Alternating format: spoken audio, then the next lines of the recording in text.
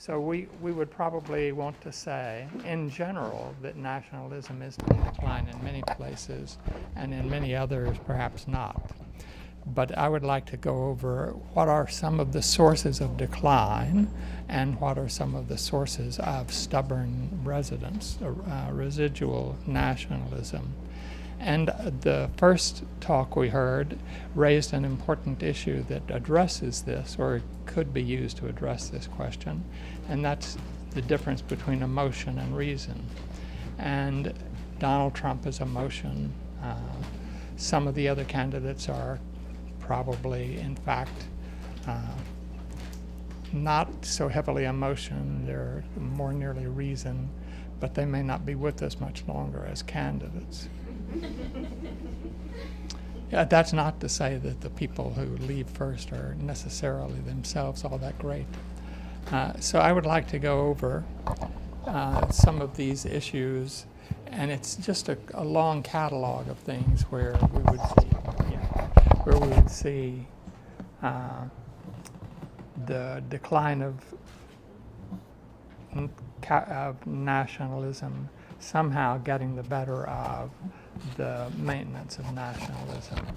In our time, one would say that perhaps Americans, French, Japanese, Europeans, a lot of people just no longer lean toward nationalism, and that's not an issue in their lives or whatever. That's not to say that no individual would. We have Donald Trump, and in Japan there was Yukio Mishima, who committed harakiri over the decline of nationalist fervor in Japan. And so we've seen nationalists or people committed to nationalism, but they haven't mattered very much. They might have mattered for them, but not for the rest of us. In 2009, there was a movement in the United States to clarify political issues by calling what were called backyard defenses of policy by people in public office talking to people not in public office. So we're going to all benefit from that. It fell apart very quickly because people preferred to scream rather than to talk. And so it didn't carry very far. But one of the moments, probably the low point of the whole thing, was early on in a town hall meeting in Georgetown in the Northeast. She said, "I want my country back." And she said it really out loudly. And the people in the yard clapped. They were in agreement with her, whatever it meant. They wondered exactly what was it. Well, there are two things it probably meant. One was that the president recently inaugurated was black, and she didn't like that. And then there were lots of people in the nation who were immigrants of various kinds, whose immigration to the United States has probably, in some meaningful sense, changed the nature of the country. But the country is an immigrant country. Everybody in it descended in not too many generations from immigrants. So that's a strange thing to complain about, but people do it because emotion dominates reason and things like that. So one of the things that makes nationalism work, and makes it work in lots of particular cases, like the Arab Spring, is that the population distribution includes a large number of people who are themselves not naturally nationalists or whatever, but who are themselves unemployed and in need of a lot of help. In fact, in the Arab Spring, the official data were that there were 40 to 50% of people over 19 and below 30 were unemployed. An unofficial count made it nearly 90%. That meant not that they were, in fact, being cheated by the policy so much, but it meant that they were available for anybody who wants to mobilize them. So when they became mobilized, it was phenomenal. It was one of the greatest mobilizations of all time. So the mobilizations of 1917 and various other cases don't compare to what happened in the Arab Spring. So the Arab Spring is essentially a kind of strategic change that brought about the decline of nationalism, or helped to bring about the decline of nationalism. Then another nice case, that's probably the most remarkable case of all in our time. A nice case of a problem that bothers many people is Marx's embourgeoisement, that in fact, if we succeed a little bit in bettering the quality of life of people, they're going to drop out of the Marxist movement, out of the revolutionary movement. They're not going to be willing to go to revolution if they're going to lose their cottage in the woods. So, in fact, embourgeoisement is a devastating possibility of the transitional costs that we would have from going to nationalism. So I'm going to skip over lesser examples.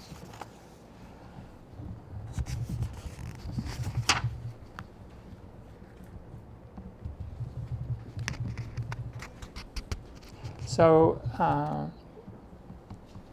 we probably cannot sustain cohesion in a growing and diversifying state. In a growing and diversified state, you can identify groups this year and then identify groups, say, 20 years from now, and they're different. So there's not an easy way to categorize people coming into various movements and then passing through them into others. The economy is changing, the politics is changing, and there's no way to stop that in essence. So that our lives are different from the lives of our parents for no reason of our own. We didn't do it, but in fact it makes sense that it's going to be a different world when they come into power. Probably those who are in advanced industrial states in this room come from families in which 2 generations at most ago there was a radically different class represented in the family. And that's a remarkable achievement. It hasn't happened historically very much. Historically it's happened that you and I maybe escape our backgrounds, but not that half the population escapes its background. That's an extraordinary change. So there are many historians trying to explain this stuff. Some you might find are historians, anthropologists, political scientists, cultural theorists, and so forth are Ernst Gellner, Isaiah Berlin, E.H. Carr, a great historian in England of World War II, Eric Hobsbawm, also an historian, and Benedict Anderson, a political scientist who came up with a clever insight and a label to go with it. And so he's been an important figure ever since. If you want a clever insight, find a label that is somehow memorable. Well, his label was that we somehow create this replica of what might take place on a stage or in a movie or whatever. We have a world in which the people who are part of this nationalist movement, or people who are themselves not major players, nevertheless create the players who are there. There is an argument in the nationalism literature that what is going on there is that people are psychologically transformed into being the kind of people who are the nationalists, and that that's somehow a natural transition. It's part of the psychology of the person. That seems extraordinarily unlikely that it's the psychology of the person. It is the psychology of people who've been educated in some sense. And we could probably still say, with those who like that thesis, that the use of one party over another is actually going to give us an understanding that we could not have had earlier, because the world would have been different. Marcel Proust, somewhat snidely, notes that if in the quarrels between supporters of France and of Germany at the time of World War I, the surest way of being convinced of the excellence of the cause of one party over the other is actually to be that party. We have probably all experienced sensations like that in our weak brains, and in fact we probably would want to say that something like that is going on, but it's learned rather than merely somehow naturally embedded in our psychologies. So we could call that group solipsism. Let's call it the equivalent of solipsism in individuals is that I follow whatever you do because you do it. And now if we have group solipsism, it will in fact be the whole group follows what the group does. And it makes a huge difference to what are the possible outcomes. Let's see. I mentioned the Arab Spring and the extraordinary demography of the Arab Spring. If you were going to have a class movement of some kind, you would love to have that kind of demography available, that there are all these people who would like to join your cause and go storming the government offices and so forth. And if you look at, this is claimed from subjective data, they're not field research going on these issues, but it's apparently the case that the accident costs to you if you didn't participate in that period are the same as if you did participate. Participation per se was not dangerous, but it was a hell of a lot of fun, and so you could expect there to be a lot of participation in this essentially nationalist or potentially nationalist movement, except that it ceases to be nationalist almost immediately when after the second year the groups dissipated quite a lot. So we could probably expect to see continuing upheaval in the nations of the Arab Spring just because there's such large residues of people who still have been left out of economic advance and so forth, so that there's no way to give them what they would like to have because the economies don't produce that much wealth to share among others. But one of the interesting things is where prosperity and nationalism come together, prosperity typically wins. Some bourgeois Marx's worry is in fact there to turn your life into a better life, and that's better than going through a revolution in order to get your life better. You can just simply move on to better ways of doing things. There is one other weird demographical claim to make or to note, which is that when France and England were continually at war with each other, not big wars, but real wars, they spoke in each country 40 distinct languages. That means you spoke languages that the majority of people in France or England did not speak. And so it was very hard to mobilize them, and yet they did get mobilized. So the fact that people find it hard to deal with each other does not block the mobilization that could happen. And as soon as the French and the English governments recognized the nature of that problem, they went after it and in fact created large national languages, or at least stronger national languages than had ever existed before. So we had diverse groups from that experience that make it now possible for you or me growing up in France or England to talk with a large percentage of the people of France or England instead of just the people in your little community where only a small number of people develop. So what we see is, in general, a great deal of decline in nationalism that comes from prosperity. Why? Because prosperity makes it the case that you're doing fairly well in the society, and you don't have the complaints that the nationalists have of having been overlooked or whatever. And in the end result of that, you and I simply come out living better lives, but not through our own efforts, in a sense, through the accidental ways in which the society has developed. Thank you.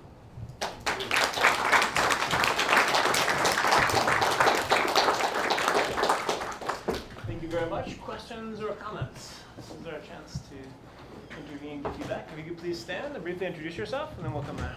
First up, Manny from Afghanistan. May I know what is your definition for prosperity? Because prosperity is different from country to country, culture to culture, religion to religion. So what would be your definition from say that again, and The definition from prosperity, you said that, that transition. yeah. So, because prosperity may differ from country to country. Oh, yeah, definitely. And in fact, in some places it fails. Yeah. So, your definition that the prosperity that can help that in the nationalism is something, I want to know that what kind of prosperity. There's not a knockdown argument. It's not the case that prosperity per se kills nationalism. It's just an argument that's one among many of the things going on that change and that make it feasible for us out in the field to change the nature of our government or whatever. And in fact, in Russia, there was briefly that kind of prospect, and then it got frozen out. And in fact, then you could expect the same thing to happen in lots of other places in the world. If they did first gain a toehold on great prosperity, it wouldn't necessarily improve the lives of people. But in many cases it does and has done.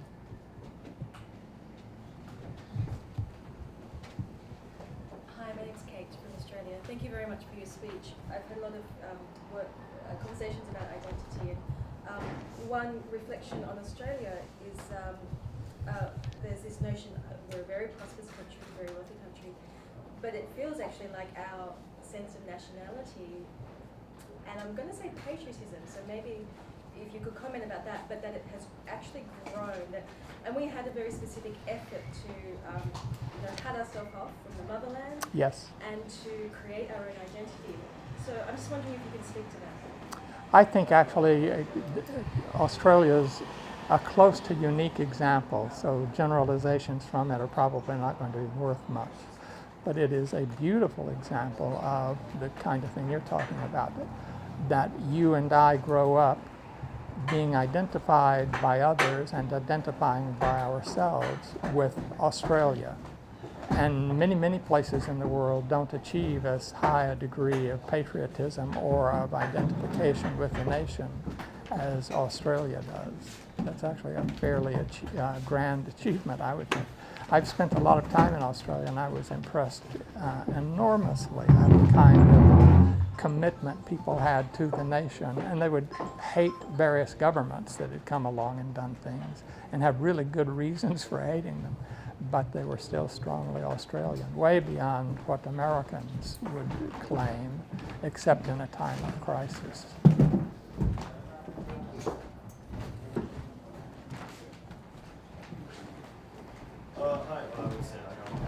Hi, my name's Zeke, I'm from the United States. You're talking about a decline of nationalism in the United States. There's a dangerous mindset in America of American exceptionalism, thinking that we are the greatest. That's kind of how we characterize ourselves. You're talking about Donald Trump, you're talking about this kind of, and what I see is because he's leading in the polls. So all I know is do you view his leading in the polls, or just the general attitude that is having to lead in the polls, as well as certain oppositions to the Iran deal and that we can't bully our way into our perfect deal anymore, is that a resurgence of American exceptionalism, or do you think it's more of its death throes? Do you think this is on its way out, and this is kind of its last hurrah? That's going to be really hard to say, but there's an interesting point there that has somehow got lost in American political discourse. The word that is used commonly is American exceptionalism. That's a word or a term invented by Werner Sombart, the Austrian economist, and he didn't mean this stuff at all. What he meant was that of all these advanced industrial states, the U.S. was the only one that did not have a serious labor party. And that gave it strength in some ways and probably put it at disadvantage in others. But that's utterly irrelevant to the Donald Trump et al. Kind of debate about that, or the effort to put down one candidate because he won't refer to it as what we all know it is, American exceptionalism. But it's tough, I think, for us to understand the political movements that grasp at understanding these terms that in fact are really messy and very often not opportune for understanding what's going on. We have a question here too. In the front. Hello. My name is Rachel. I just kind of wanted to ask about, the youth mobilization that you were talking about during the Arab Spring. A lot of that is happening right now with Bernie Sanders, who is amazingly leading the polls over Hillary in several very important states. So I was wondering if you feel like a similar thing is happening there, and he's kind of inspiring like a resurgence of nationalism, and he's kind of redefining the prosperity that we find in America. He doesn't want, the top 1% to have, 90% of the wealth. And there's been a lot of opposition because of that, because people view socialism as like, this great, scary thing. American capitalism is like part of our American exception. There is something about that movement and the movement of Trump and others that is strategically similar, but there's not much meaning to those movements that is generalizable. What's generalizable is just the strategic fact that they are groups that pass some kind of minimum and tip into powerful groups or really numerous groups. And they probably couldn't be predicted very well right now. Maybe Bernie Sanders will actually become the next president. That would be astonishing. And maybe Trump will. And so those things are very hard to predict at a level that we would like to be able to do. We can say what it's like a tipping phenomenon. But will it tip all the way? We don't know. Would you say that the sense of American nationalism between those candidates and people that would, like what their thoughts on nationalism are just No, I think that opposite, or is there some kind of, I think they would never use the word nationalism. yeah. So they want their nation back, but that's not a nationalist complaint. And so we don't really know what's going on when they will not identify the thing that we identify in the same sort of way.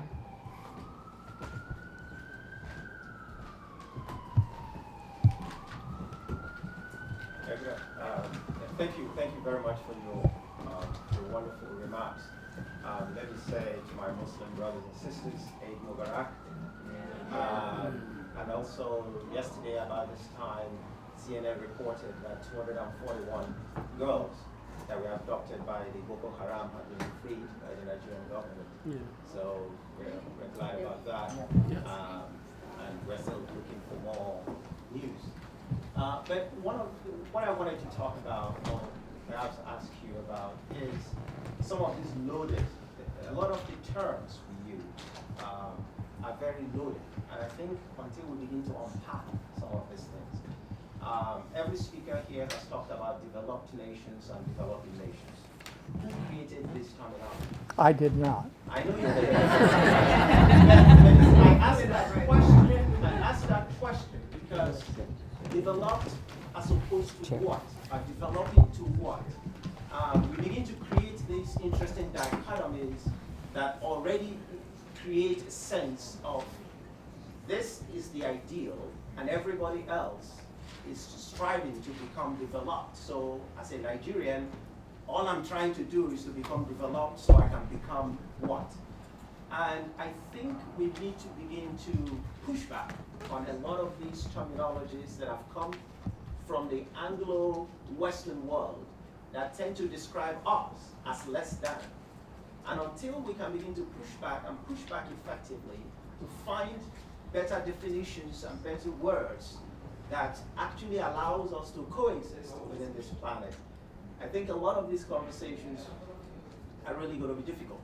Now, when we talk about nationalism, let's take the African continent, for instance. A lot of our countries were created and imposed on the citizens after the Berlin Conference of 1884. And so with the balkanization of the African continent, a country like Nigeria was just pulled together and dropped in there.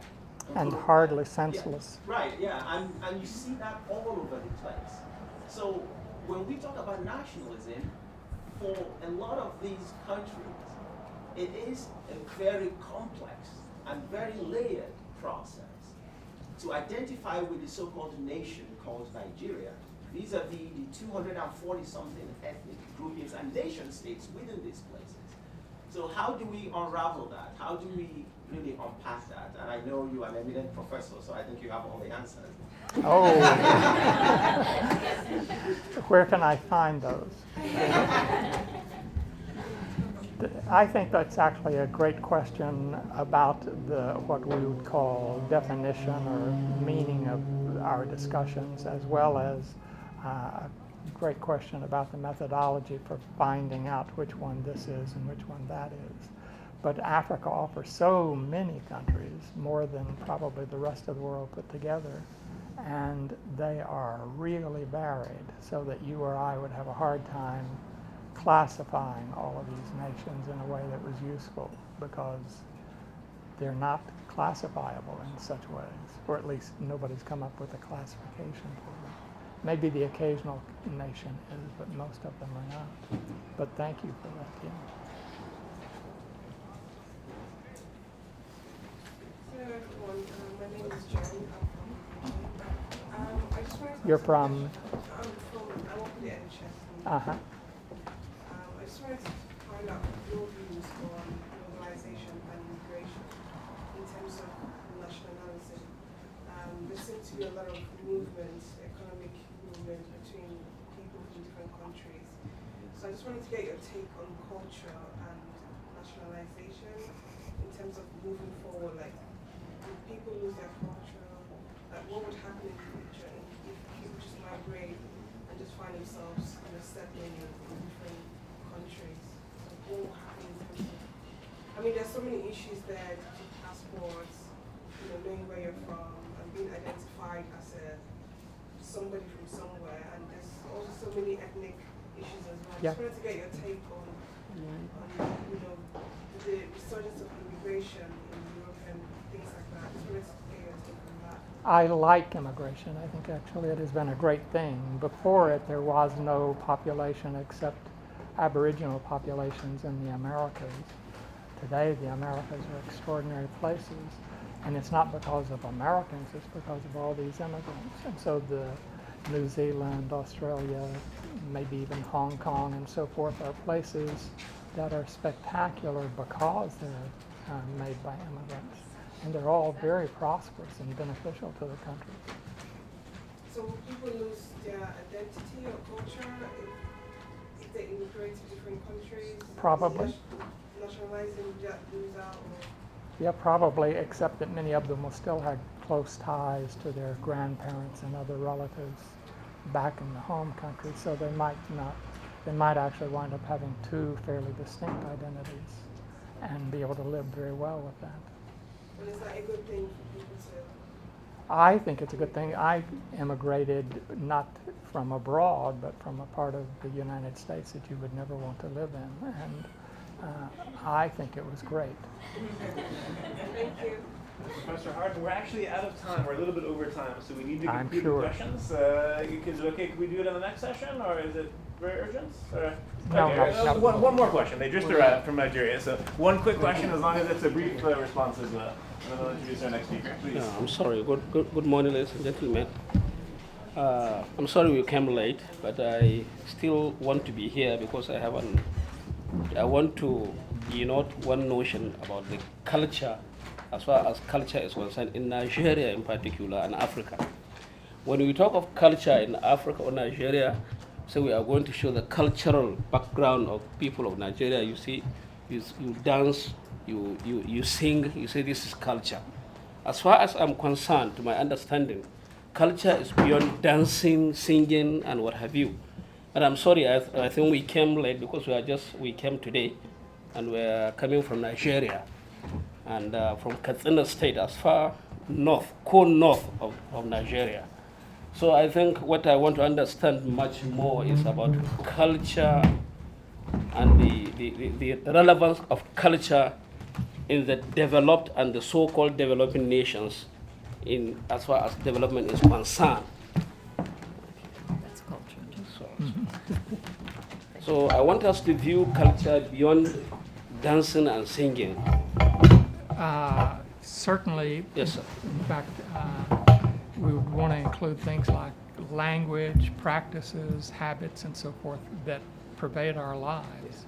so that you could actually probably define people in various states of Nigeria and identify them as having a culture X, Y, Z that is not the culture that you or I have. And so I think it's interesting. It's not as though it were a difficult problem. It's not. It's just a big problem, and a beautiful one. No, it's a very important point. If I can maybe add one point and then we can conclude. At the Institute for Cultural Diplomacy, we look at culture in two ways. Culture in the sense of identity and culture in the sense of an expression of an identity. So culture on the one hand, who am I? Whether it's American culture, hip-hop culture, jazz culture, New York culture, youth culture, there's many different ways in which I can identify myself. We prefer at the Institute the word culture to civilization. One of our first speakers this week was the High Commissioner for the Alliance of Civilizations. But I think civilization can be a dangerous word because very often it forces us to generalize. We talk about Islamic civilization or Western civilization or these big generalizations. So I always am cautious with a word like civilization because I think it's a very big word. It tends to really force us, I think in many cases, to generalize. But at the Institute for Culture, what I like about culture, it allows you to zoom in and zoom out. You can talk in a macro way about culture as well as a micro way. But we look at both. So cultural diplomacy for us is a diplomacy between cultures in terms of identity, but also embracing the expressions of those cultures. As you said, the dance, the music, the arts, etc. So I think it's a twofold definition, but a very important question that we definitely need to think about in the framework of the conference. We are a little bit late on time, so I would like to ask you now to please join in expressing our sincere gratitude to Professor Hardin for the excellent talk and excellent discussion.